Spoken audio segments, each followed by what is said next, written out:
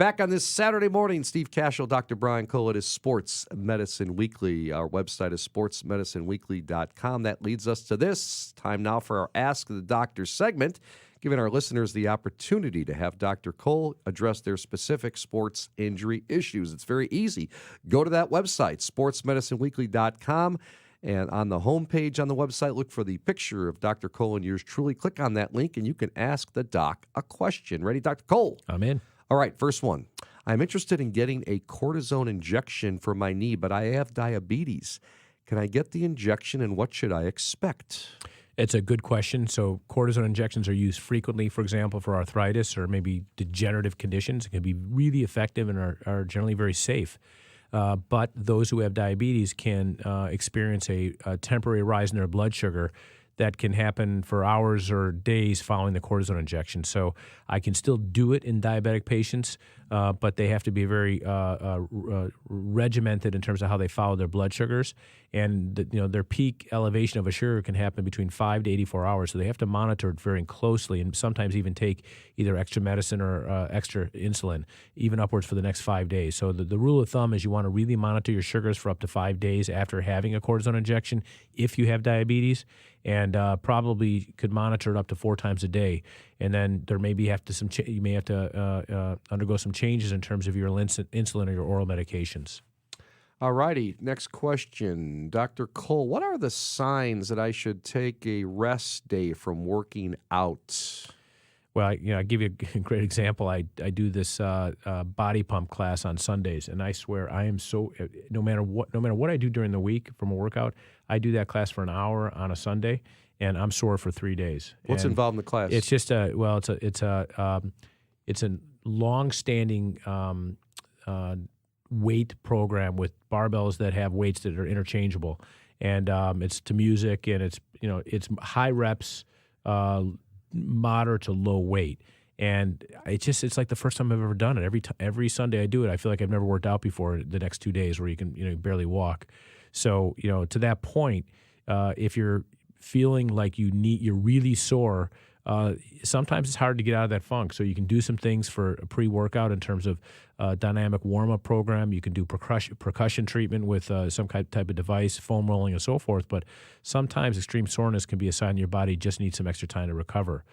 There's times when you kind of have to give yourself a break. If you're really stressed, a hard workout could be good for stress, but elevating your heart rate might actually aggravate symptoms, especially if you have some anxiety. So that's another time where you say, you know what, I'm going to take a rest day. If you're very sleep deprived, kind of running on empty, that may be a time where you maybe want to prioritize sleep over the exercise. But truth be told, very few people ever regret the chance to get in the gym, even if they're overtired. So you got to kind of make that cut. Certainly, if you have a fever, I would say that's an issue. If you're feeling under the weather, rule of thumb, if you're your symptoms are above the neck, runny nose, sore throat, it's okay to do a light workout.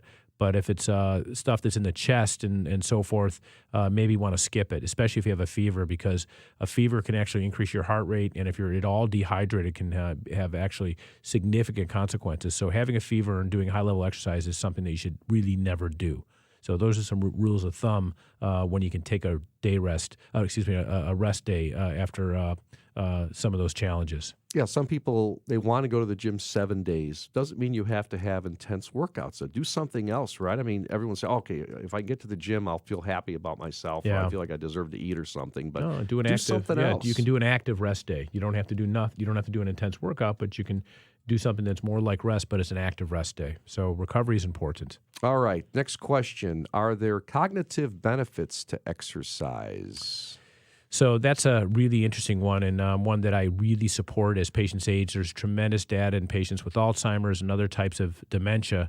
There's actually a recent study that looked at 35 investigational trials, and they basically demonstrated a very positive effect of exercise on cognitive function in patients with long-standing or chronic disease. And that really, the benefit was achieved either with low or high or moderate exercise intensity. And it was especially beneficial in patients with Alzheimer's disease and other forms of dementia. So it's really important. So that's doing frequent exercise, probably up to 3 times a week, 30 to 45 minutes, doing an age-appropriate, physiologic-appropriate intensity. and doing load-bearing exercises. All of those things are super important. And Doc, before we say goodbye, I've got another one I want to touch on from the NFL. J.J. Watt, boy, what a great player with the Houston Texans. Torn pec tendon, out for the season. Is that something that needs to be repaired? Yeah, so most people who tear their pec tendon are usually very active because it happens in activities that stress the pec tendon. So most commonly would be like a bench press, or they're in a sport and their arm gets pulled to the side very violently and the pec contracts to try to prevent that from happening. So if you don't repair it, the best time to repair it is when it happens, when it's fresh, because it's very difficult to repair in a delayed fashion. If you decide to neglect it, then most commonly it's associated with significant deformity, the sort of lumpiness up in the chest.